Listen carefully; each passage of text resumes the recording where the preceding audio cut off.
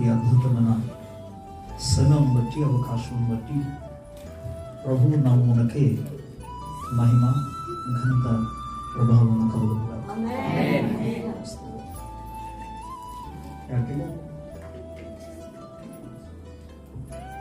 స్తోత్రం. హల్లెలూయా.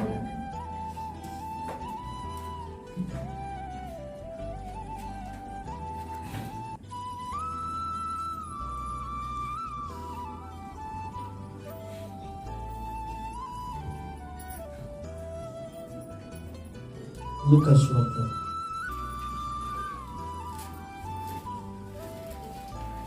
23వ అధ్యాయంలో 33-34 వచనాన్ని చదువుకుందాం. వారు కపాలం అనబడిన స్థలమునకు వచ్చినప్పుడు అక్కడ కుడివైపున ఒకరిని, ఎడమ వైపున ఒకరిని, ఆ నేరస్తులను ఆయనతో కూడా సిలువ వేసిరి. యేసు, తండ్రి, వీరేమి చేస్తున్నారు, వీరు ఎరుగరు కనుక వీరిని క్షమించమని చెప్పాను. వారు ఆయన వస్త్రములు పంచుకొనుటకై చీట్లు వేసిరి.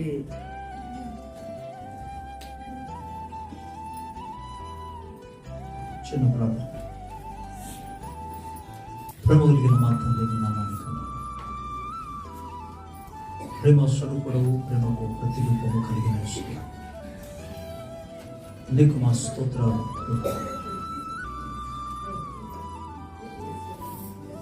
నీవు మా కొరకు చేస్తున్న త్యాగాలను బట్టి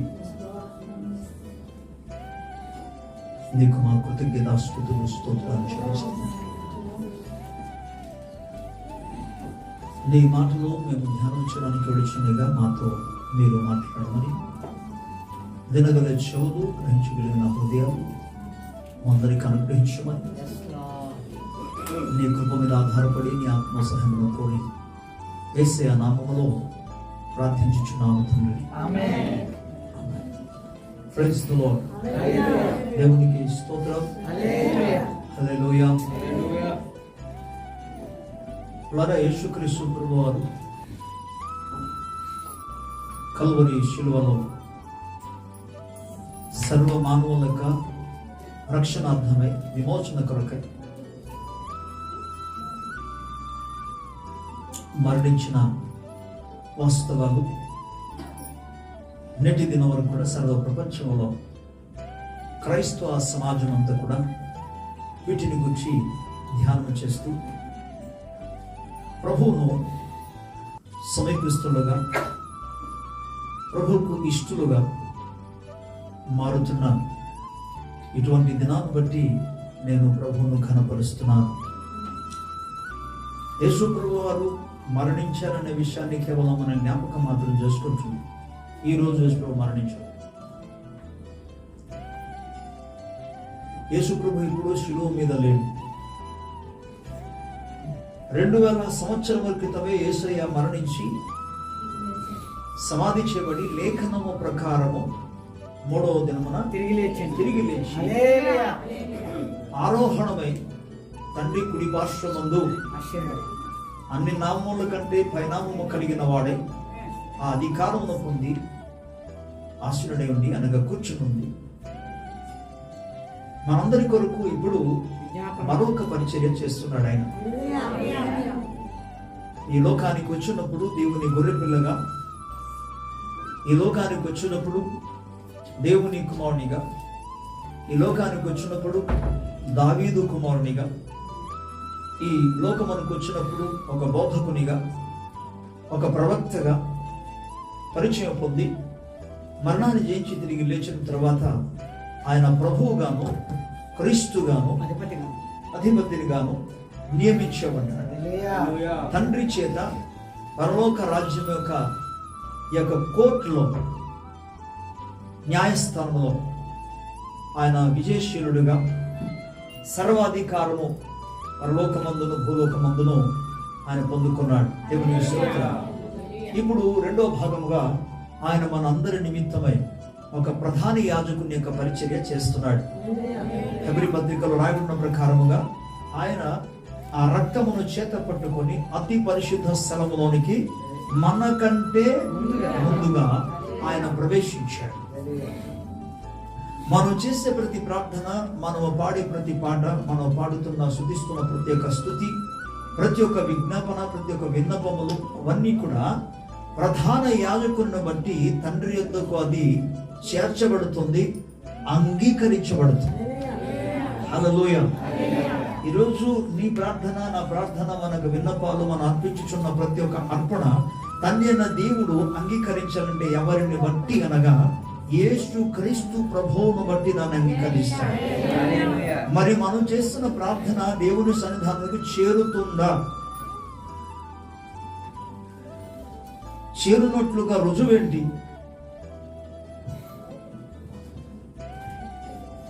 ప్రభుకి స్తోత్రం. మనం చేసే ప్రతి ఒక్క ప్రార్థన, విన్నపములన్నీ కూడా ప్రభు సన్నిధానానికి చేరుతుందని చెప్పడం రుజువు ఏంటంటే మనము ఒక అడ్రస్ పంపిస్తున్నాం. అడ్రస్ యేసుక్రీస్తు ప్రభు యొక్క నామం. ప్రభు సన్నిధానానికి మనం చేస్తున్న ప్రార్థన చేరుతుందని చెప్పడానికి నమ్మకం ఏమనగా రుజువులు ఏంటంటే అక్కడ మనకంటే ముందుగా వెళ్ళిపోయారు ఒక ఆయన. వెళ్ళిపోయి ఎక్కడో ఉండడం కాదు, తన పనిలో తను బిజీగా ఉండడం కాకుండా తండ్రి కుడి పార్శ్వమందు పక్కనే కూర్చుని ఉండి మన పక్షముగా, నా పక్షముగా, నీ పక్షముగా తండ్రి అన్న దేవుని సముఖములో ఆయన ఇప్పుడు విజ్ఞాపనము చేస్తున్నాడు.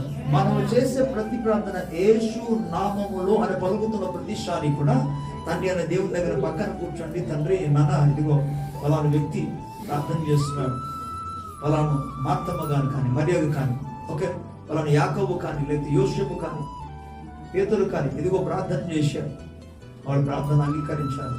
పక్కన ఉండి యేసుక్రీస్తు ప్రభు తండ్రి అనే దేవునికి ప్రతి ప్రార్థన ఆయన తెలియజేస్తుండగా తండ్రి యేసు ప్రభు చెప్పిన ప్రతి మాటకు, ప్రతి ప్రార్థనకు అంగీకరించవలసిందే. ఎందుకు అంగీకరిస్తారు తెలుసా? తండ్రి అన్న దేవుడు యేసు ప్రభువును అన్ని నామముల కన్నా అన్నిటి మీద అధికారమును అనుగ్రహించాడు. పరలోక రాజ్యంలో ఫుల్ అధికారం ఇచ్చాడు, భూలోకమందు కూడా ఆయన సమస్త అధికారం అప్పగించాడు. కాబట్టి ఆయన చెప్పినట్లుగానే సమస్తం జరగాలి. ఆ విధంగా జరుగునట్లుగా దేవుడు, తండ్రి అనే దేవుడు ఏర్పాటు చేశాడు, నియమించాడు. కనుక తండ్రి సముఖములో యేసు ప్రభు అని చెప్పినట్టుగా తండ్రి ఆ ప్రార్థనలకు జవాబు అంగీకరించవలసినదే. దేవుని స్తోత్రం. ఎవరు చెప్పినా వింటారు, లేదు మనం పక్కన పెట్టండి. కానీ యేసు ప్రభు మాత్రం చెప్తే వింటారు. ఎవరు ఎందుకు వింటారంటే, ఇతడు నా ప్రియ కుమారుడు, ఈయన అందు నేను ఆనందించుచున్నాను. దేవుని స్తోత్రం. నా చిత్తము నెరవేర్చువాడు, నా ఉద్దేశము నెరవేర్చువాడు, నా సంకల్పమును నెరవేర్చువాడు, సిలువ మరణం వరకు తన్ను తాను అప్పగించుకున్నవాడు, విధేయత చెప్పినవాడు. కాబట్టి యేసయ్య చెప్పిన మాట తప్పకుండా తండ్రి అన్న దేవుడు దానికి జవాబు తప్పకుండా ఇస్తాడు. ప్రభువుకి స్తోత్రం. అంటే మన ప్రార్థనలకు జవాబు వస్తుందని అర్థం. అది ఆన్ ద వేలో ఉందనే సత్యాన్ని మనం గమనించాలి. ప్రభువుకి స్తోత్రం. అయితే కేవలం ఇప్పుడు యేసయ్య యొక్క మరణాన్ని మాత్రం మనం జ్ఞాపకం చేసుకుంటాం కనుక ఆయన శిలువలో పలికిన మాటలలో మొదటి మాట మనం చూస్తాం. ఆయనకు పగలు 9 గంటల వేళ, 9 గంటల ఉదయం 9 గంటల సమయంలో యేసుక్రీస్తు ప్రభువును శిలువ వేశారు. శిలువ వేయబడక మునుపు యేసు ప్రభువును ఎంతగానో వారు హింసించారు. శిలువ వేసిన స్థలాల్లో తక్కువ హింస, కేవలం అక్కడ తీసుకెళ్లారు, మేకులు దిగొట్టేసి శిలువను ఎక్కించేశారు అంతే. కానీ తనకు అధికంగా ఇబ్బంది కలిగించింది, హింస పెట్టింది, బాధను కలిగించింది ఎక్కడ అని అంటే ఈ యొక్క హేరోదు యొక్క ప్యాలెస్లో, హేరోదు యొక్క భవనంలో, ఆ ప్రాంగణంలో అతనికి తీర్పు తీర్చారు కదా. తీర్పు తీర్చే సందర్భంలో సుమారుగా అనేక పర్యాయాలు ఒక వ్యక్తి నుండి మరొక వ్యక్తి, కయాఫా యాజకుడి దగ్గరికి, తర్వాత పిలాతు దగ్గరికి, పిలాతు నుండి హెరోదు దగ్గరికి, హెరోదు నుండి మరలా పిలాతు దగ్గరికి, ఇలాగూ అనేక పర్యాయాలు ఆయన్ని తిప్పి తిప్పి తిప్పి అప్పటికి ఆయన అలిసిపోయారు. కొంతమంది నిలబడి కూడా కొంచెం ఉండలేరు. నిలబడి ఉండగలరా? పనిలో ఉన్నప్పుడు పనిలో ఉన్నాం కదా అనే ఉద్దేశంతో ఉంటారు, ఆలోచన కలిగి ఉంటారు కాబట్టి ఏమనిపించదు. ఏం పని లేదని చెప్పి నిలబడి ఉంటారు. నిలబడి పావుగంట కూడా నిలబడలేదు,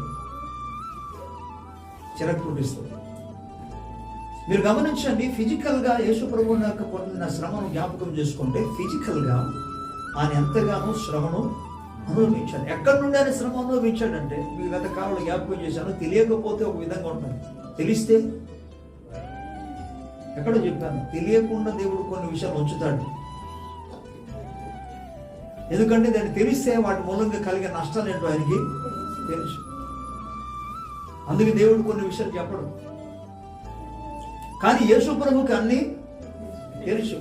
ఆయన ఎలాంటి మరణాన్ని మరణించబోతున్నాడు, ఎటువంటి శ్రమను అనుభవించబోతున్నాడు, ఎవరి చేత ఎంతమంది చేత వారు హింసింపబడుతున్నారు, అవన్నీ ఆయనకి అసలు తెలిసి ఎంతమంది మౌనం ఉండగలరు? తెలిసి ఎంతమంది మౌనం ఉండరు? అలాంటి వ్యక్తి ఇలా చేస్తాడని తెలిసి ఉండదు. ఎంతమంది మౌనం ఉండరు? ఎంతమంది అసలు ఉండగలరు? ఎంతమంది భరించగలరు? ఇంకో విషయం, అన్ని తెలిసి ఉండి ఎవరు ఏం చేస్తారు, ఎటువంటి హింస చేస్తారు, ఎవరు కొడతారో అవన్నీ కూడా తెలిసి ఉండి కూడా వారిని ప్రేమించగలరా? ప్రేమించగలరా? మానవ స్వభావం కలిగిన వాడు ఎవ్వడు కూడా ప్రేమించలేరు. ప్రేమిస్తే దైవ ప్రేమ కలిగిన వారు మాత్రం ప్రేమించగలరు. ఆ ప్రేమ లేకపోతే ఎవ్వరు కూడా ప్రేమించలేరు. లేకపోతే లోకరీతిగా ఆలోచన చేస్తే మాత్రం లోకానుసారంగా న్యాయం కావాలంటారు. న్యాయానుసారంగా చూస్తే అవతల వ్యక్తి రాంగ్గా ఉన్నారు కాబట్టి నేను ఏమాత్రం కూడా ఆ వ్యక్తిని ప్రేమించడానికి అవకాశం లేదు అని అంటారు.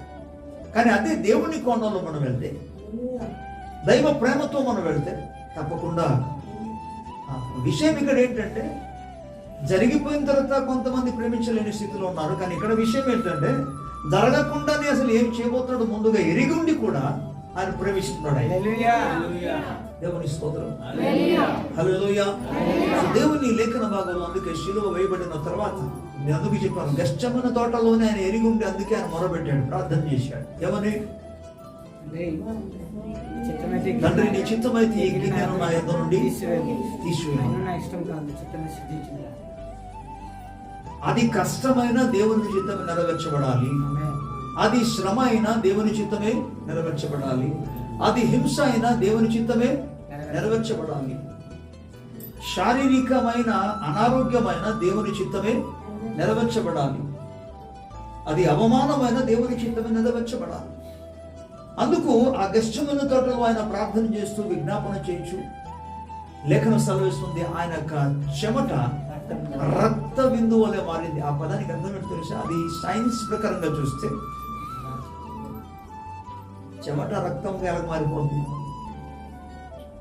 ఎంతగా ఒత్తిడి ఒక మనిషి మీదికి రాకపోతే ఆ విధంగా మారుతుంది. ఆ విధంగా చెప్పాలంటే జరగబోతున్న సంఘటనలన్నీ కూడా ఫిజికల్ గా ఆలోచన చేసి వాటిని గూర్చి తలంచిన ప్రతిసారి కూడా మొదట చెమట వచ్చేస్తారు, చెమట పడేస్తారు.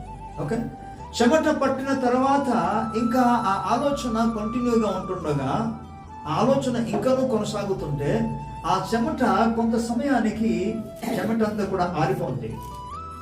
అంటే బాడీలో ఉన్నాక ఈ యొక్క నీళ్ళంతా కూడా బయటికి వెళ్ళిపోతుంది. చెమట రూపంగా బయటికి వెళ్ళిపోయిన తర్వాత బాడీ ఆరిపోతుంది. ఆ తర్వాత బాడీలో ఇంకేముంది?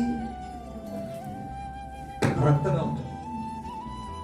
అంటే యేసుక్రీస్తు ప్రభు వారి యొక్క శరీరములో నుండి రక్త బిందువులు నేల పడింది అనే పదానికి అర్థం ఏంటంటే, చెమట కాదు రావలసింది, చెమటకి ప్రతి బదులుగా రక్తం. అంటే ఒకవైపు మనం చూస్తే చెమట అంతా కూడా ఆరిపోయింది. బాగా మీరు ఆలోచించండి, ఇదే దేని గురించి కానీ ఎక్కువ ఆలోచన చేశారు అనుకోండి.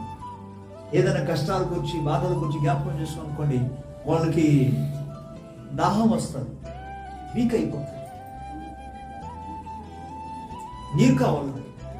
ఇప్పుడు జరగబోతున్న సంఘటనను కూడా ముందుగానే ఎరిగింది, వాటిని ఆలోచన చేస్తుండగా యేసు ప్రభు కూడా ఆయన ప్రార్థనలో వేదన పడుతున్నాడు.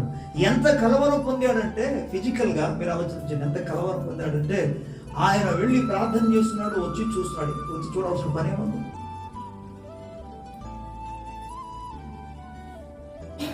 వాళ్ళ దగ్గరికి వచ్చిన తర్వాత శిష్యులతో ఒక పదం వాడాడు యేసుప్రభు. ఏమన్నాడు తెలుసా? మెలుగు ఉండి శోతంలో ప్రవేశించుకున్నట్టుగా మెలుగు ఉండి ప్రార్థించమని చెప్పాడు. వాస్తవమే, ఇది మాత్రం తెలుసు. దానికి ముందు చెప్పిన మాట, మీరు నాతో ఒక గడి అయినా మేలుకొని ఉండలేరా? ఆ పదానికి అర్థం ఏంటి? ఆ పదానికి ఇంకేం అర్థం ఉంది పాస్టర్ గారు? ఒక గడి అయినా ఉండకూడదా అని అన్నారు కదా, అదేనా? చెప్పిన ప్రతి మాట వెనుక ఏదో ఒక భావం ఉంటుంది, ఏదో ఒక ఉద్దేశం ఉంటుంది. అంటే అక్కడ జరుగుతున్న యొక్క పరిస్థితి, యేసు ప్రభు వారు ధ్యానము ఆలోచన చేస్తుండగా తను ఒక విధంగా చెప్పాలంటే శరీరం అంతా కూడా పూర్తిగా బలహీనమైన పరిస్థితులు వస్తుండగా యేసయ్య ఫిజికల్ గా శారీరకంగా ఏమంటున్నాడంటే, అంటే నేను నా పరిస్థితి ఎలాగుందో అసలు మీకు అర్థం కావట్లే, కనీసం అని ఎప్పుడైనా యేసుని అడిగారా? వాళ్ళకి ఒక గడి అయినా నాతో మేలుకుండమని ఎప్పుడైనా చెప్పారు? ఈ 3.5 సంవత్సరాల్లో శిష్యులలో ఎవరిని అడగలేదు. ఎవరికి అడగకుండానే తనంతట తాను తెల్లవారుజామున వెళ్ళిపోయి అక్కడ కొండలో కానీ పర్వతం మీద కానీ లేకపోతే ఏదో ఒక అడవిలోనికి వెళ్ళిపోయి ప్రార్థన చేసేవారు. అసలు శిష్యులు కానీ ప్రజలందరూ కూడా వెతుకుతూ యేసుప్రభు దగ్గరికి వెళ్ళేవారు ఎక్కడ ఉన్నారని. కానీ ఇక్కడ మనం గమనిస్తే యేసుప్రభు అంటున్నారు, మీరు నాతో ఒక గడి అయినా మీరు మేల్కొని ఉండలేరు అంటే ఆ ఫిజికల్ గా ఉన్నాక ఆ బాధ అంత సీరియస్ గా ఉంది, చాలా సీరియస్ గా ఉంది. ఆయన తప్పుకోలేని పరిస్థితులు ఉన్నాడు. తనకు అనిపిస్తుంది కనీసం ఈ టైంలో కొద్దిగా వాళ్ళు ప్రార్థన చేయకపోయినా నా దగ్గరుంటే బాగుండు అనే ఒక స్టేజ్ లోనికి వచ్చాడు. అంటే ఎంత ఒత్తిడి అది తీసుకొచ్చిందో ఒకసారి ఊహించండి. అంటే సగం ప్రాణం ఒక విధంగా చెప్పాలంటే గెస్టమని తోటలోనే పోయినట్టు. ఆ తర్వాత తాను ఇంతకు ముందు అనుకున్నట్టుగా తెలుసుకున్నటువంటి శ్రమ మొదలైంది. అతన్ని తీసుకొచ్చారు, తెల్లవారుజామున తీసుకొచ్చారు, పట్టుకొని వచ్చారు. మొదలు ప్రధాన యాజకుడైన కయఫా దగ్గరికి తీసుకెళ్ళారు. అతనితో మాట్లాడారు. అన్యాయపు తీర్పు వారు తీరుస్తున్నారు, అర్థము కాని వాటి కొరకు తీర్పు తీరుస్తున్నారు, 8 నేరం మోపుతున్నారు. ఇవన్నీ ఒకసారి ఎలా ఉంటుంది తెలుసా? నా సిచ్యువేషన్ నాకు తెలుసు. ఓకే, ఇక్కడ మనం చూస్తున్నాం ఏంటంటే యేసుక్రీస్తు ప్రభువుకు అన్ని తెలుసు. ఈ కష్టాన్ని కూడా అనుభవిస్తూ, ఈ బాధలను కూడా అనుభవిస్తూ ఎక్కడ అన్యాయస్తుల ముందు, పాపుల ముందు ధర్మశాస్త్రానుసారంగా తీర్పు తీరుద్దామని చెప్పి ధర్మశాస్త్రానికి వ్యతిరేకముగా తీర్పు తీరుస్తున్న వాళ్ళ ముందు వారి జీవితాలు ఏంటో యేసు ప్రభువుకు తెలుసు. కానీ యేసు ప్రభు మౌనంగా ఉన్నారండి. నోరు తెరవట్లేదు, ఎక్కువ ఏమో మాట్లాడుతున్నాడు. ఇలాంటి స్థితిలో ఉంటుండగానే అప్పటికే తన శరీరంలో ఉన్న బలమంతా కూడా పోయింది, నీరంతా కూడా పోయింది, రక్తం అంతా కూడా కారిపోయిన స్థితిలో ఉంది. సగం రక్తం అక్కడే పోయింది. శిలువ వేయడానికి ముందుగా అసలు రక్తం అంతా కారింది ఎక్కడ? గెత్సేమనే తోటలో సగం. కానీ ఆ తీర్పు తీర్చినాక ప్రేతోర్యం అనే ప్రాంతంలో వారు ఆయనను కొట్టిన కొరడ దెబ్బలను బట్టి శరీరంలో ఉన్న రక్తం అంతా కూడా అక్కడ కారిపోయాయి. అంటే ఇప్పుడు శరీరం ఎలా ఉంటుంది? ఆ వ్యక్తి యొక్క స్థితి ఏ విధంగా ఉంటుంది? ఏ కర్రతో కొట్టారనుకుంటున్నారా? కాదు, అది కూడా ముండ్ల కొరడాలు. ఈ ముండ్ల కొరడాలతో కొట్టడం మూలంగా యేసుక్రీస్తు యొక్క శరీరం ఉన్న మాంసం అని కూడా ముద్దలుగా బయటికి వచ్చి, ఒక ఆయన అంటాడు శరీరంలో ఉన్నాక ఎముకలు, లోపల ఉన్న ఎముకలు కూడా కనబడినంతగా మాంసపు ముద్దలు బయటికి వచ్చాయి. అంతగా ఆయన బాధను అనుభవించాడు. ప్రతి కొరడా దెబ్బలకి ఆయన శరీరం నుండి మాంసపు ముద్ద బయటికి వస్తుంది. ఈ శ్రమలన్నీ కూడా ఆయన అనుభవించుతూనే ఉన్నాడు. బాధను సహించకుండా తట్టుకుంటున్నాడు. ఎందుకు ఇవన్నీ ఆయన అనుభవించాడు తెలుసా? యెషయా 3వ అధ్యాయంలో 4వ 5వ వచనం ప్రకారంగా మనం చూస్తే, నిశ్చయముగా అతడు మన రోగములను భరించెను, మన వ్యసనములను వహించెను, అయినను మొత్తబడినవాడుగాను ఆయనను మొత్తబడిన దేవుని వలన బాధింపబడిన వానిగాను, శ్రమ నొందిన వానిగాను మనం అతన్ని ఎంచితిమి. మన అతిక్రమ మన క్రియలను బట్టి అతిక్రమ క్రియలను బట్టి అతడు గాయపరచబడెను. వినండి జాగ్రత్తగా. మన అతిక్రమ క్రియలను బట్టి ఆయన మన గాయపరచబడ్డాడు. దోషములను బట్టి ఆయన ఎందుకు తప్పు చేయకుండా, నేరము చేయకుండా, పాపము చేయకుండా, అపరాధము చేయకుండా అసలు ఎందుకు ఈ శిక్షలను కూడా అనుభవిస్తూ మౌనంగా ఉన్నాడంటే మన అతిక్రమ క్రియల కొరకు, అనగా మనకు ప్రతిగా, మనకు బదులుగా ఆయన అనుభవిస్తున్నాడు కాబట్టి. దేవుని స్తోత్రం కలుగుతుంది. హల్లెలూయా, హల్లెలూయా. ఆయన ఎవరి నిమిత్తము, ఎవరి కోసం ఈ హింసలను కూడా అనుభవిస్తున్నాడో, కరోనా దెబ్బలో తింటున్నాడో, ఈ అనుభవం అంతా కూడా దేనికోసం అంది చెప్పటం లేదు. కానీ ఆయన మాత్రం బయటికి చెప్పకుండానే సమస్తాన్ని ఆయన భరించాడు, సహించాడు. దేవుని స్తోత్రం. శరీరం అంతా కూడా పూర్తిగా, అందుకే ఒక స్థలంలో భక్తుడు అంటాడు, ప్రవక్త అంటాడు, దున్నబడింది. ప్రవక్త అనే ప్రవక్త కావచ్చు. అదే విధంగా కీర్తనకారుడు మనం చూసుకున్న 22వ కీర్తనలో పిల్లరా, అతని గడ్డమును వారు పెరికి వేశారు అనే లేఖనం వస్తుంది. ఈ యొక్క గడ్డాన్ని పెరికి వేశాడు అంటే ఏం చేశారు? షేవింగ్ చేశారు అనుకుంటున్నాను కాదు, పెరికి వేశారు అంటే ఆ గడ్డం పట్టుకొని పీకినప్పుడు, లాగినప్పుడు ఆ చర్మాలతో కూడా ఊడిపోయి వచ్చేసి గడ్డాన్ని పెరికి వేయడం. ఆ చర్మంతో ఊడిపోయి వచ్చిన ఆ సందర్భాలలో బైబిల్ మనకి ఏం చెప్తుందంటే, ఈ స్థితిలో ఉంటుండగా అతని ముఖం మీద ఉమ్ము వేశారు. ఎలా ఉంటది? ఇంకా అతి భయంకరంగా ఉంటుంది. అందుకే 53వ అధ్యాయంలో యెషయా ప్రవక్త అతనికి స్వరూపమైనను సొగసిన లేనివాడుగా, చూడనల్లని వాడుగా, మనము చూడదగిన వాడుగా లేడు అక్కడ. అసలు చూడలేని పరిస్థితులు ఉన్నారు. ఒకసారి చూడవయ్యా అని అంటే, నేను అసలు చూడలేనయ్యా, ఆ స్థితి నేను చూడలేను. అంతగా యేసు ప్రభు వారు మన అందరి కొరకు శ్రమను అనుభవించాడు, అంతగా హింసను అనుభవించాడు నీకోసం, మానవుని యొక్క మోచన కొరకు. Praise the lord. హల్లెలూయా.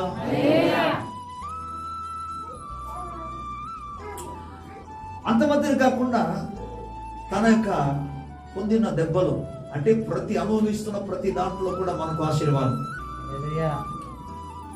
ఆయన పొందుచున్న ప్రతి కొరడా దెబ్బల వెనుక మనకు ఆశీర్వాదం. అందుకే శుక్రవారం. దేవుని స్తోత్రం. ఆయన పాపముగా చేయబడ్డాడన్నా అది మన ఆశీర్వాదము కొరకే.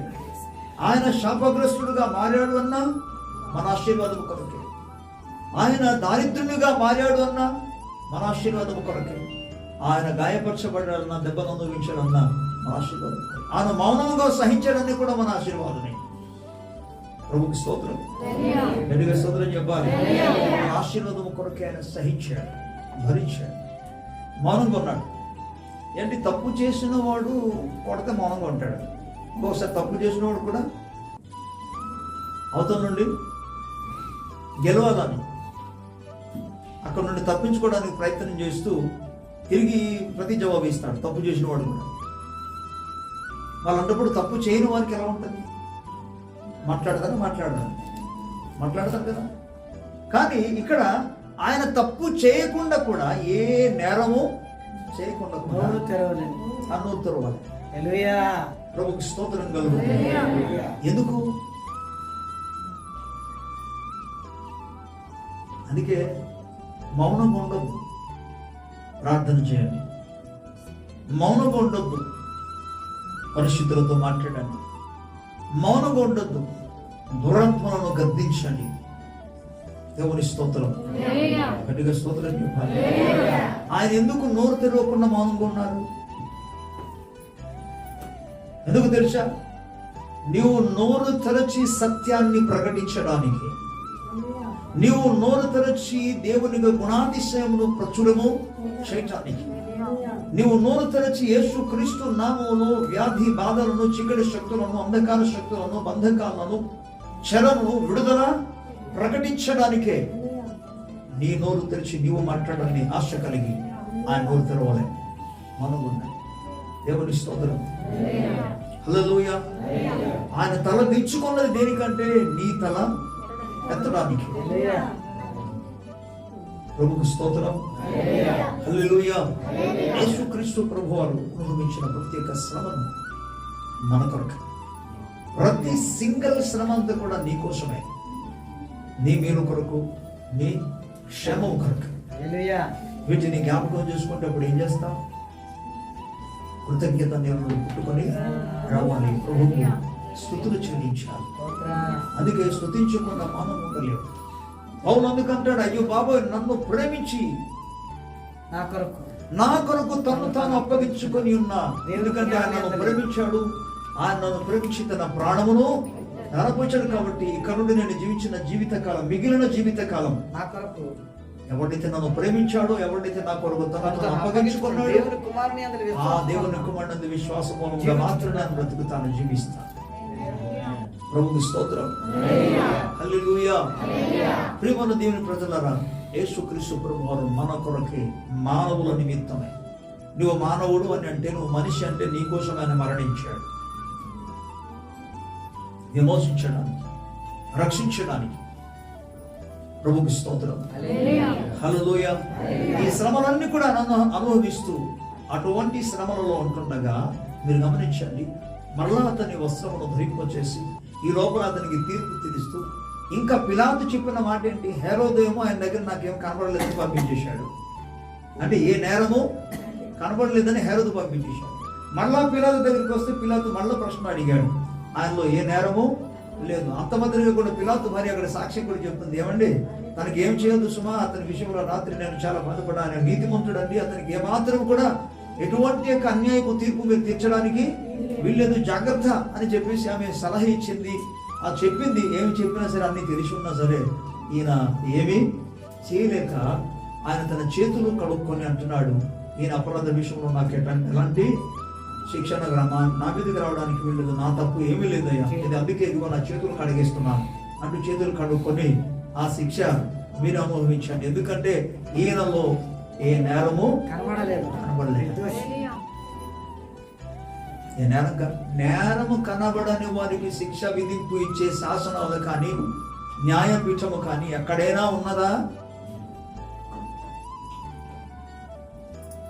ఏమండి, తప్పు చేసినా చేయకపోయినా దోచుకోవడానికి, వాళ్ళదంతా కూడా తీసుకెళ్ళిపోవడానికి దొంగలు, ఓకే, దోచుకున్నవారు మంచోళ్ళని కీడు చేస్తారు, అని చేస్తారు, కొడతారు, వాళ్ళది దోచుకొని వెళ్ళిపోతారు. ఇది సామాన్యంగా జరుగుతున్న విషయం లోకంలో. కానీ న్యాయస్థానంలో జరగకూడదే, బయట జరుగుతుంది. సమాజంలో అటువంటి జరుగుతుంది. సమాజంలో ఎప్పుడైనా సరే చెడు కార్యం జరిగిందంటే, సమాజంలో ఎప్పుడైనా ఎవరికైనా నష్టం కలిగిందంటే, సమాజంలో ఎప్పుడైనా ఎవరికైనా అన్యాయం జరిగిందంటే దాన్ని ఎక్కడికి తీసుకెళ్తారు? న్యాయస్థానంలోనికి తీసుకెళ్తారు. అప్పుడు న్యాయస్థానంలో ఉన్నవారు దాన్ని న్యాయానుసరంగా తీర్పు తీర్చారు. కానీ న్యాయానుసరంగా తీర్పు తీర్చవలసిన వారే అతనిలో ఏ నేరము లేదు అని చెప్పిన తర్వాత మళ్ళీ శిక్ష కూడా అప్పగించుతున్నాడంటే ఇదేంటి అసలు? అంటే అసలు ఎందుకు ఆ విధంగా రుజువుపరచబడింది? ప్రభువుకి స్తోత్రం చెప్పాలి. అలాగూ యేసు ప్రభువారు నేరము లేనివాడని, తప్పిదాలు లేనివాడని, పాపము లేనివాడని రుజువు పరచబడినందుకు దేవునికి స్తోత్రం కలుగునుగాక. అటువంటి నేరము లేనివాడు, పాపము లేనివాడు, పరిశుద్ధుడైన వాడు. అందుకే యేసుక్రీస్తు ప్రభువారి యొక్క రక్తం పరిశుద్ధమన్నది, నిర్దోషమన్నది, నిరపరాధమన్నది, నిష్కళంకమన్నది. దేవునికి స్తోత్రం. హల్లెలూయా. ఈ కల్మషము లేని యేసు రక్తం, పరిశుద్ధమైనది యేసు రక్తం. ఆయన రక్తము పరిశుద్ధమైనది అనే పదానికి అర్థం ఏంటంటే ఆయన పరిశుద్ధుడైన వాడు అని. కల్మషము లేని రక్తం అంటే ఆయన కల్మషము లేనివాడు అని అర్థం. ప్రభుకి స్తోత్రం. నిరపరాధి యొక్క రక్తమును, అందుకే వాళ్ళు అంటున్నారు ఆ దినాల్లో వారు చేసిన పెద్ద తప్పు, యూదులందరూ చేసిన పెద్ద తప్పు ఏంటంటే వాళ్ళు అంటున్నారు వారి మీదికి మాత్రం కాకుండా చూడండి, వారి పిల్లల మీదికి కూడా రావాలి అని అన్నారు, కోరుకున్నారు. ఇలా అన్నాడు, బాబు అసలు ఈయనలో ఎటువంటి నేరము, నాకు దోషము కనబడలేదు. కనుక నేను ఏమాత్రం కూడా శిక్ష విధింపు ఇవ్వలేను. అందుకే మీరు ఎంతగా బలవంతం చేస్తున్నారు కాబట్టి, ఈ దేశానికి రాజ్యానికి నేను రాజుగా ఉన్నాను కాబట్టి కొంత దెబ్బం కొట్టించేసి శిక్ష మీ ముందు పెట్టేసి పంపించేది, కానీ మరణమునకు ఎటువంటి శిక్ష మాత్రం పెట్టడానికి అవకాశము లేదు. ఎందుకంటే అటువంటి నేరాలు ఇక్కడ కనబడలేదయ్యా న్యాయశాసనంలో. అవును, కుదరదు అంటే వాళ్ళు ఏమంటున్నారు, ఆ శిక్ష ఓకే వారి మీదకి వారి పిల్లల మీదకి రావాలి, కానీ ఈయన్ని మాత్రం సిలువ వేయాలి అన్నారు.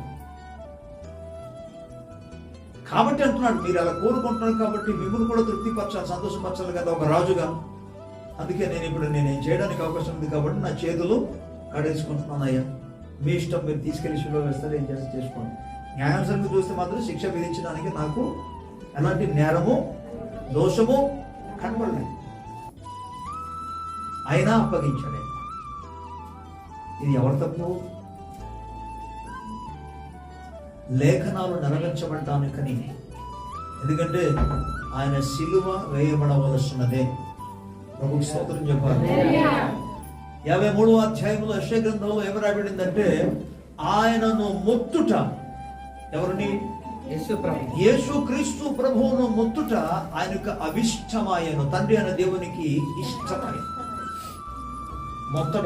మొత్తడం అంటే శిలువలో అతనికి బలియాగం చేయడం అంది. ఆ విధంగా ఆయన నలిగిపోవడం అనేది దేవునికి ఇష్టం. Praise the Lord. ఎందుకంటే అటువంటి వెల చెల్లించకపోతే నీకు నాకు రక్షణ మోచడం, మానవునికి మోచడం. యేసయ్య యొక్క శ్రమలను జ్ఞాపకం చేసుకుంటే ఆయన ప్రేమే మనకు కనబడుతుంది. ప్రేమందేని వెళ్ళారా ఆ స్థితిలో ఉంటుండగా ఇప్పుడు అతన్ని ఈ మధ్యన ఇంకా ఎగతాళి చేసిన వాళ్ళు ఉన్నారు, హేళన చేసిన వాళ్ళు ఉన్నారు. అక్కడ కొంతమంది ఏం చేస్తున్నారు,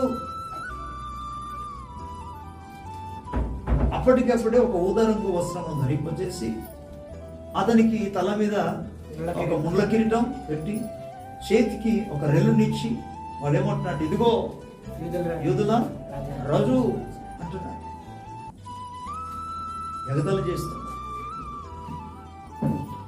ఆ తర్వాత తన వస్త్రం ధరింపజేసి తీసుకొచ్చి ఇప్పుడు చేస్తున్న పని ఏంటంటే, ఆయనకు శరీరం అంతా కూడా దున్నబడినట్టుగా శరీరంలో ఉన్న మాంసం నుండి కూడా కొరడా దెబ్బలను బట్టి బయటికి వచ్చిన సంగతి వారికి తెలుసా తెలియదా? కొట్టింది వాడే కదా. కానీ ఇటువంటి బాడీ మీద, ఇటువంటి శరీరం మీద మరలా ఇక నువ్వు శిలువను మోసుకుని నడవమని చెప్పడానికి నీకు మనసు ఎక్కడి నుండి వచ్చింది? ఎలాగొచ్చింది? కొంత సమయం అయిన తర్వాత మనకు తెలుసు, మోసుకొని యేసు ప్రభువు వారు తల కింద పడుతూ లేస్తూ ముందుకు కొనసాగుతుండగా, మొయ్యలేని ఆ పరిస్థితులను చూస్తుండగా, సైనికులలో అందరూ ఒకే రకంగా ఉంటారా? అధికారులు చెప్తున్నారు కాబట్టి చేయవలసిన పరిస్థితి వచ్చింది కాబట్టి చేసేవాళ్ళు ఉంటారు, ఎందుకంటే అధికారులకు లోబడాలి కదా అని. కానీ గమనించండి, వాళ్ళు ముందుకు కొనసాగుతుండగా కొందరు హృదయాలు విదారం అయిపోయి వాళ్ళు కరిగిపోయి ముయ్యలేని పరిస్థితిని చూచి, అయ్యా కురేనీయుడైన షిమోను ఆ మార్గం మధ్యలో వెళ్తుండగా రావయ్యా అని అతన్ని పిలిపించి అతని చేత ఈ యొక్క శిలువను మోయించారు. ఎందుకు మోయిస్తున్నారు అని అంటే, ఆయన మోయలేని పరిస్థితిలో ఉన్నాడు. అయినా సరే మనం చూస్తాం, ఆ శిలువను మరలా యేసు ప్రభువు వారే మూసుకున్నారు. దేవుని స్తోత్రం కలుగుతుంది. హల్లెలూయా. ఒక విచిత్రమైన విషయం ఏంటంటే, యేసుక్రీస్తు ప్రభువు వారి యొక్క శిష్యులు నీతోనే ఉంటావు, నువ్వు ఎక్కడికి వెళ్ళినా అక్కడ బతుకుతావు, నువ్వు చనిపోతానేవు అక్కడ చనిపోతాం అన్న వాళ్ళందరూ కూడా ఒక్కడు లేరు, అందరు పారిపోయారు. అందుకే మనం ఏం చెప్పాలన్నా, ప్రభు సహాయం చేస్తే, ప్రభు సహాయం మూలంగా ప్రభు కృపనిస్తే అని చెప్పాలి. అందుకని ముందుగానే మాట ఇచ్చేయకూడదు. ఇక్కడ మాట ఇచ్చేసారు, ఏమోనే ఏమో కనబడుతుంది. దేవుని స్తోత్రం. హల్లెలూయా. యేసు రక్తమే జయం. ఓకే,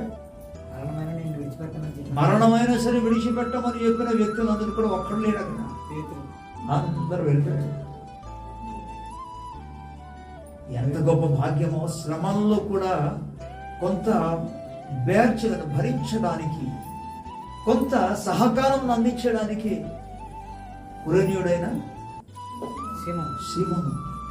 వా, శిష్యులకు లేని ఉన్నతమైన భాగ్యం ఈయనకి లభించింది.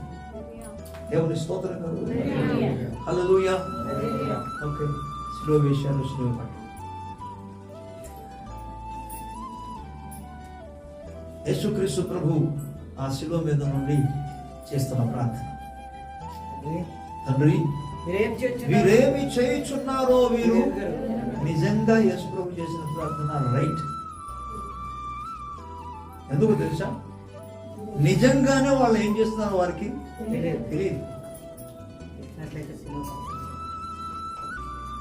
ఏం చేస్తున్నారో వాళ్ళకి తెలియదు. ఎందుకు కొడుతున్నారో, ఎందుకు కొరడా దెబ్బలతో ఇబ్బంది కలిగిస్తున్నారు, ఎందుకు ఒమ్ము వేస్తున్నారు, ఎందుకు అసలు అతన్ని అవమానపరుస్తున్నారు, హేళన చేస్తున్నారు, ఎగతాళి చేస్తున్నారు, వారికి తెలియనే తెలియదు.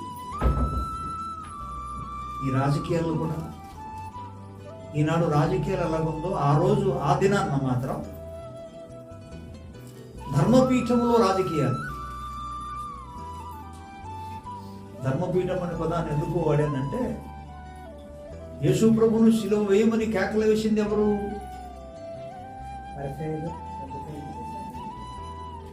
పరిసయ్యులు ఎక్కడి నుండి వచ్చారు? సద్దుకాయలు ఎక్కడి నుండి వచ్చారు? ఎవరు మీరు? వాళ్ళకు ఉండే వాళ్ళ పరిసయ్యులు, శాస్త్రులు, సద్దుకాయలు వీళ్ళందరూ కూడా వినండి, ధర్మశాస్త్రాన్ని వెంబడించిన వారిలో ఒక్కొక్క తెగలు పుట్టుకుని వచ్చాయి. అక్కడ ధర్మశాస్త్రమును నమ్ము విషయంలో కొన్ని విషయాలు నమ్ముకునే విషయాల్లో వారి నమ్మకాన్ని బట్టి వారు తెగలుగా ఏర్పాటు చేయబడ్డారు. పరిసయ్యులు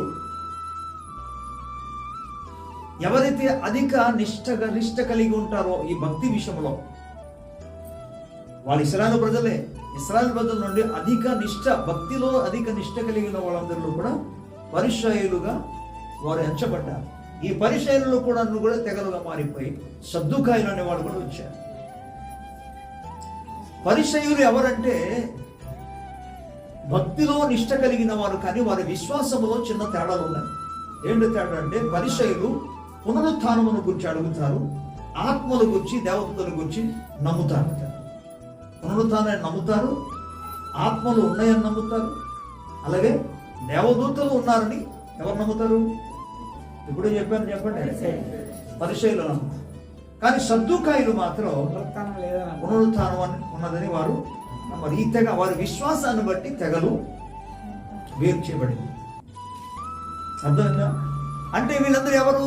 మరలా మనం లోపలికి వస్తే, మధ్యకి వస్తే, పరిసయ్యుడైనా, సద్దుకుడైనా, ధర్మశాస్త్ర ఉపదేశకుడైనా, యాజకుడైనా ఎవరు? ధర్మపీఠానికి సంబంధించిన వారు, అంటే భక్తికి సంబంధించిన వారు. ఈ భక్తి ధర్మపీఠములోనే ఏమి జరుగుతుందంటే రాజకీయాలు జరుగుతున్నాయి. నేను అందుకు చెప్పాను, ఇప్పటి కాలంలో రాజకీయాల్లోనికి వచ్చిన వారు రాజకీయాన్ని చేస్తున్నారు, కానీ ఆ రోజు మాత్రం మనం గమనిస్తే ధర్మపీఠంలోనే రాజకీయాలు. ఎందుకు? ఎంత రాజకీయాలు వారు తీసుకొచ్చారంటే జనాలందరూ కూడా పురోహించి వాళ్ళకు డబ్బులు ఇచ్చి, వాళ్ళకి కావాల్సిందంతా ఎలాగైతే ఎలక్షన్ అయినప్పటికీ వాళ్ళకి తెలిసిన వాళ్ళు కాకపోయినా, వారు ఓటు వేసినా వేయకపోయినా డబ్బులు నుంచి తీసుకొచ్చేసి మొత్తం వ్యాన్లో బస్సులో ఎక్కించేసి ఓ ఆహా అంటే అంటారు, కానీ వేసేది మాత్రం ఎవరు వెళ్ళకుండా వాళ్ళకే వేస్తారు అంటారు. ఇక్కడ కూడా జరిగిన విషయం ఏంటంటే, డబ్బులందరూ ఇచ్చేసి జనసభలో కూడొచ్చిన వాళ్ళందరూ కూడా ఇచ్చేసి ఏమని కేకలు వేయాలి? సిలువ వేయడానికి కేకలు వేయమని వాళ్ళకి చెప్పేసి చూసారా ఎంత రాజకీయాలు జరుగుతుంది? ఎక్కడ? ధర్మపీఠంలో జరుగుతుంది. బాధకరమైన విషయం. ఈ కేకలు వేస్తున్న వాళ్ళు ఎలాంటి వాళ్ళు యేసుప్రభుకు తెలుసు. మనమైతే నీ సంగతి నాకు తెలియదా అని ఒక్కసారి వాళ్ళ జీవితం అంతా కూడా ఒక్కసారి చదివేసి చెప్పేస్తాం. నాకు నువ్వు చెప్పగలిగినంత స్టేజ్కి వచ్చేసావా? వెళ్ళారా? ఈ రాజకీయాల్లో యేసుప్రభుని గురించి శిలువమని కేకలు వేస్తున్నా. అందుకే యేసుప్రభు అంటున్నారు ఇక్కడ, తండ్రి మీరు ఏం చేస్తున్నారు, అసలు ఏం పలుకుతున్నారో వాళ్ళకి తెలియదు. ఎందుకు జరుగుతుంది, ఎవరి మూలంగా జరుగుతుంది, దేనికోసం జరుగుతుంది, వీళ్ళకి అసలు ఎవరికి ఏం తెలియదు. ఎందుకు శిలువ వేస్తున్నారో వారికి తెలియదు, ఎందుకు కొరడాలతో కొడుతున్నారో వారికి తెలియదు, ఎందుకు అవమానపరుస్తున్నారో వారికి తెలియదు, ఎందుకు గడ్డము పెరుగుతున్నారో వారికి తెలియదు, ఎందుకు ఉమ్ము వేస్తున్నారో తెలియదు, ఎందుకు హేళన చేస్తున్నారో వారికి తెలియదు. తండ్రి వీరిని క్షమించు. ప్రభుకి స్తోత్రం. బైబిల్ గ్రంథంలో 2 సందర్భాలు మనకు కనబడతాయి. ఒకటి ఇద్దరు, మరొకటి ఒక దొంగ, మరో స్థలాల్లో 2 దొంగలు. 2 దొంగలు యేసుక్రీస్తు ప్రభువుని హేళన చేశారు అని ఒక స్థలంలో లేఖనం చెప్తుంది. మరో స్థలంలో మీకు అందరికి తెలిసిన విషయం ఇది. తన ఎడమ వైపున ఉన్న వ్యక్తి అంటున్నాడు, ఏమని, ఏమయ్యా ఇన్ని జరుగుతుంది, నువ్వు దేవుడనేమో కొంతమంది అంటున్నారు, నిజంగా దేవుడైతే నువ్వు రక్షించుకో, మమ్మల్ని కూడా రక్షించమనే పదాన్ని వాడాడు కదా. మరి మీరు గమనించండి, కుడివైపు ఉన్న వ్యక్తి ఏమంటున్నారు? మత్తయి సువార్తలో మనం చదువుకుంటే అక్కడ ఏం రాబడింది అంటే వాళ్ళు ఇరువురు కూడా కలిసి ఈ పదాన్ని వాడారని. మళ్ళీ సెకండ్ టైంకి వచ్చినప్పటికీ ఎందుకు అసలు ఈ పదం వచ్చింది? ఒక్కడే ఎందుకు మళ్ళీ చెప్పాడు? కుడివైపు ఉన్న వాళ్ళేమో మంచోడని మనకి ఎందుకు తెలుస్తుంది? యోహాను సువార్తలో మనం చూస్తాం కదా, కుడివైపు ఉన్న వాళ్ళు ఏమంటున్నాడు? మరి మనం చేసిన తప్పిదాలకి మన శిక్షను అనుభవిస్తుంది, కానీ ఈయన ఏ నేరము చేయని వాడు అనే పదాన్ని వాడాడు. అప్పుడు యేసు ప్రభు అక్కడ అంటాడు, ఏమని, నేడు నీవు నాతో కూడా పరదేశంలో ఉంటావు అనే పదాన్ని వాడాడు అక్కడ. ఓకే, ఇప్పుడు మన పాయింట్ అది కాదు. విషయం ఏంటంటే, ఒక స్థలంలో ఇలా జరిగింది, మరో స్థలాల్లో ఎందుకు ఇద్దరు రాయబడింది? వాటికి ఆన్సర్, దానికి జవాబు. మరి ఏది సత్యం? ఇద్దరు యేసు ప్రభువును హేళన చేశారు అనేది వాస్తవమా, లేక ఒక్కడే యేసు ప్రభుని ఎడమపరుచున ఉన్నవాడు యేసు ప్రభుని మీద నింద నేరారోపణ మోపాడు కదా, వాడా? ఒక్కడా, ఇద్దరా? సో సువార్త రాసినప్పుడు ఏది కూడా తప్పు కానే కాదు. ఇద్దరని చెప్పింది కరెక్టే, ఒకడని చెప్పింది కూడా కరెక్టే. ఎందుకు అంటే ఇద్దరు మొదట యేసు ప్రభువును హేళన చేశారు. కానీ యేసు ప్రభు వారు ఈ పలికిన ఈ మాట, ఈ ప్రార్థన, ఏ ప్రార్థన? తండ్రి వీరేమి చేయుచున్నారో వీరు వెరుగరు గనుక వీరిని, ఈ ప్రార్థన, అందుకే ఆయన మారిపోయాడు. దేవుని స్తోత్రం. ఆయన మారిపోయిన తర్వాత అదే హేళనలో ఉన్నాడు, లెఫ్ట్ సైడ్ ఉన్నవాడు. అప్పుడు ఏం చెప్తున్నాడు? ఒరే కాదురా, అసలైన పరిస్థితి ఇది అసలు అంటూ మాట్లాడుతూ అంటున్నాడు, మనం నేరం చేసాం కాబట్టి అనుభవిస్తున్నాం, ఆయన నేరము చేయలేదు. ఆ ప్రార్థనలో ఆయన కనుగొన్నాడు, యేసు ప్రభు చెప్పిన మాటల్లో ఆయన కనుగొన్నాడు, దైవత్వమును చూడగలిగాడు. దేవుని స్తోత్రం. చాలా మంది మనుషులను చూస్తారు, మనిషి బాహ్య రూపాన్ని చూస్తాడు, కానీ గమనించగలిగిన వారు మాత్రం దైవత్వమును చూడగలరు. కనుక ఈయన యేసుక్రీస్తులో ఒక దైవత్వమును చూశాడు. ఈయన చూసి అంటున్నాడు, ఆయన నేరము చేయనివాడు, ఏ దోషమును చేయనివాడు, ఆయన శిక్షకు అసలు అర్హుడు కాడు. దేవుని స్తోత్రం. తనలో కలిగిన పశ్చాత్తాపమును చూసిన వెంటనే రక్షకుడు ఈమెను శిలువలో ఉండి కూడా ఒక ఆత్మను రక్షించాడు. ప్రభుకి స్తోత్రం కలుగు.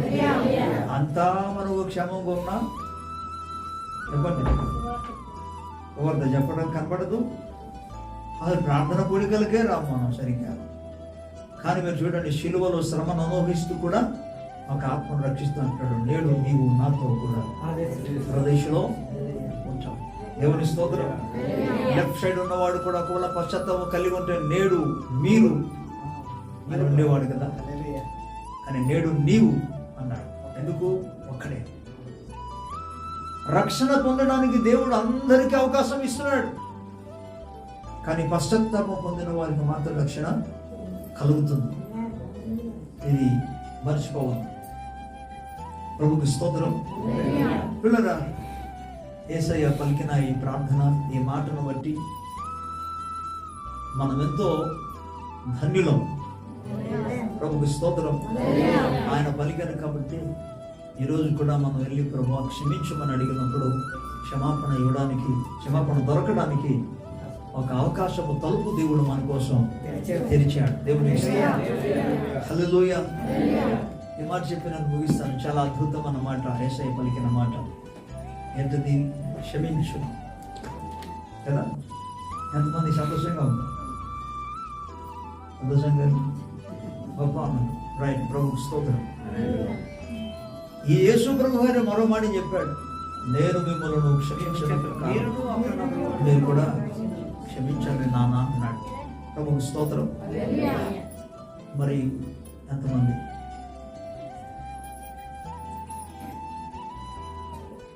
జరిగిన సంఘటన ఈ యొక్క సామెతల గ్రంథం అంటాడు, జరిగిన సంఘటనను మాటి మాటికి ఎత్తివాడు మిత్రభేదము చేవాడు.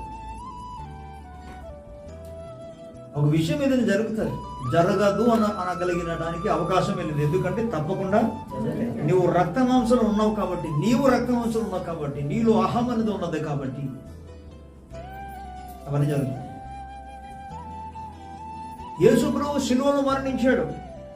నువ్వు చచ్చిపోతే అసలు ఏం జరగదు, కానీ నువ్వు బ్రతికున్నావని అనుకుంటున్నావు కదా, అందుకని ఈ సమస్యలు వస్తాయి, జరుగుతాయి, ప్రతికూలం అనేది వస్తుంది. ఇప్పుడు ఇటువంటి పరిస్థితులు జరుగుతాయి కాబట్టి ప్రభు అన్నాడు, నేను మిమ్ములను క్షమించిన ప్రకారము మీరు కూడా ఒకరికొకరు క్షమించాలి. ఇక్కడికి రావాలి అందరూ, సంఘ విశ్వాసులందరూ కూడా ఇక్కడికి రావాలి. ఎక్కడికి? ఆ క్షమించుకునే యొక్క స్థితిలోనికి అందరూ రావాలి. అందుకే ప్రభు అన్నాడు, ఈ మాట చాలా బాగా మంచిగా ఇప్పుడు మీకు అర్థమవుతుంది అనుకుంటున్నాను నేను, తప్పకుండా అర్థమవుతుంది. ప్రభుకి స్తోత్రం చెప్పాలి. అదేం తెలుసా? వినండి. ప్రభువా ప్రభు అని పిలిచే ప్రతి ఒక్కడు కూడా తండ్రి రాజ్యములో చేరలేడు. తండ్రి చిత్త ప్రకారం చేయవాడే. ఎవరు? తండ్రి చిత్తమును నెరవేర్చువాడు మాత్రం. హల్లెలూయా. తండ్రి చిత్తములో భాగముగా నువ్వు క్షమించాలి.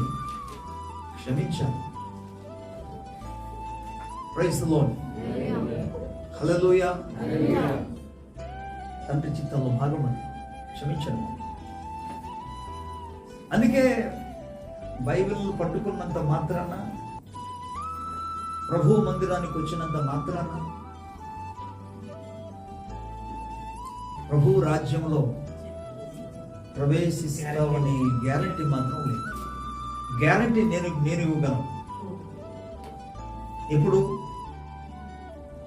నీవు వాక్యానుసారంగా క్షమించగలిగితే దెర్ ఇస్ ఎ గ్యారంటీ, తిరుగులేదు, నువ్వు ప్రభు రాజ్యంలో చేరుతావు. ప్రభు స్తోత్రం. చిన్న వాటికి నీవు తట్టుకోకపోతే నువ్వు ఒక్కడ అసలైన క్రైస్తవుడు కాదు. అంటే నిజమైన క్రైస్తవుడు కానీ, నిజమైన క్రైస్తవులు అసలు కానే కాదు. You must forgive. You have to forgive. నువ్వు క్షమించవలసినదే. దేవుని స్తోత్రం. హల్లెలూయా.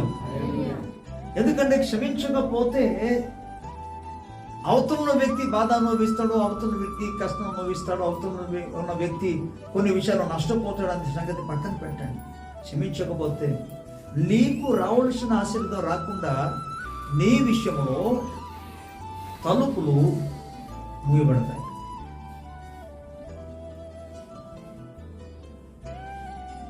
ఎంతమందికి అర్థమైంది ఈ పదం? క్షమించకపోతే నీ విషయంలో తెరవబడిన తలుపులను మూయబడతాయి.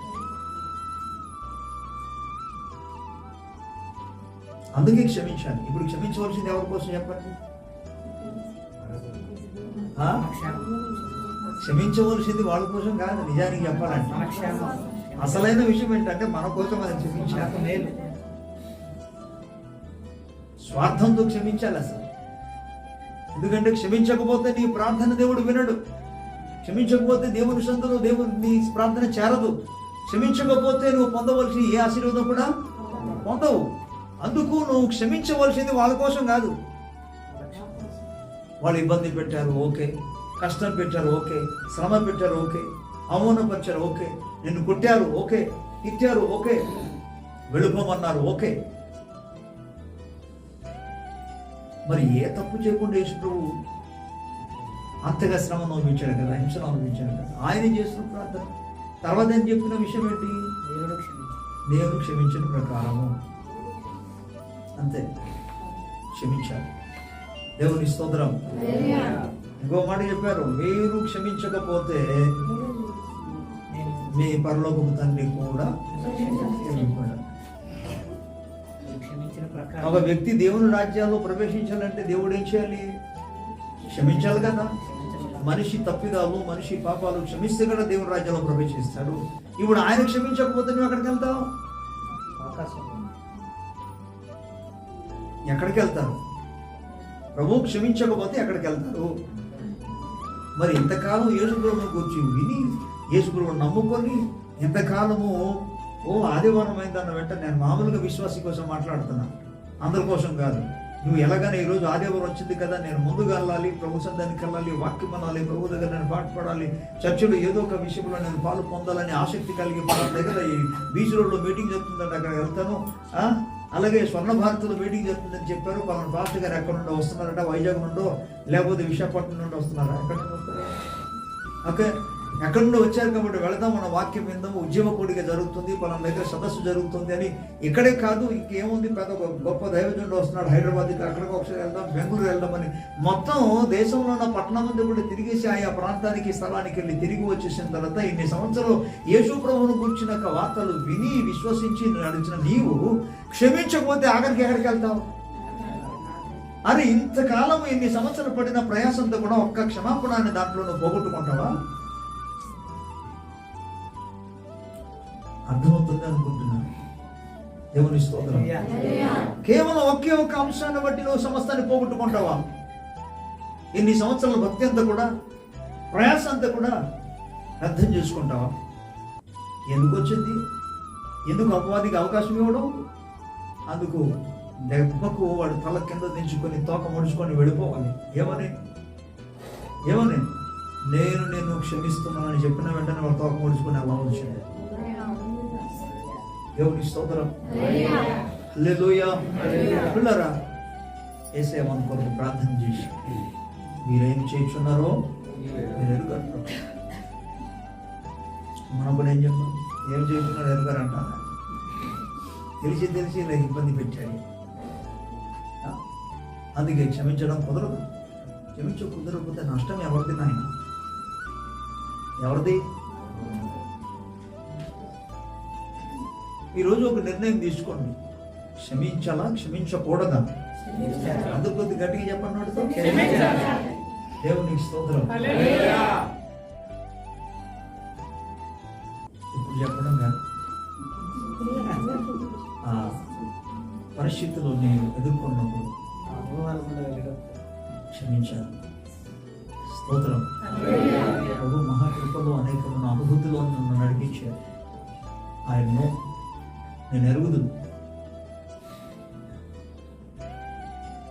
మైక్ పట్టుకుని పెద్ద పెద్ద మహాసభలో వాక్యం బోధించడం గొప్ప విషయం కాదు. ఎవడికి చెప్పినా బైబిల్ తీసుకొస్తే బైబిల్ వాక్యం చెప్పండి, ఎవడని చెప్పగలను అవకాశం దొరికితే. చెప్పలేరా? ఏ పాస్టర్ గారికి తక్కువ అంతనే చేయవద్దు మీరు. ఓకే, ప్రతి దైవ సేవకుడు కూడా బైబిల్ చదివినవాడు, బైబిల్ ఎరిగిన వాడు కనుక అద్భుతమైన రీతిలో ప్రసంగాలు చేయగలరు. కానీ ప్రభువు కావలసింది ప్రసంగాలు చేసి గొప్పతనం చెప్పడానికి కాదు, క్షమించే స్వభావం, దైవ స్వభావం కలిగి ఉంటారు. దేవుని స్తోత్రం కలుగుతుంది. హల్లెలూయా. పిల్లరా, ఆయన మన కొరకు క్షమాపణ ఇచ్చారు, మనం కూడా క్షమించాలి. ఆమేన్. ఈరోజు మరో అవకాశం, ఎవరి మీద నీకు ఎటువంటి దుఃఖము, బాధ ఇతరుల మీద ఉంటే ఇప్పుడు నువ్వు క్షమించాలి. క్షమించు, వాటిని వదిలేయాలి.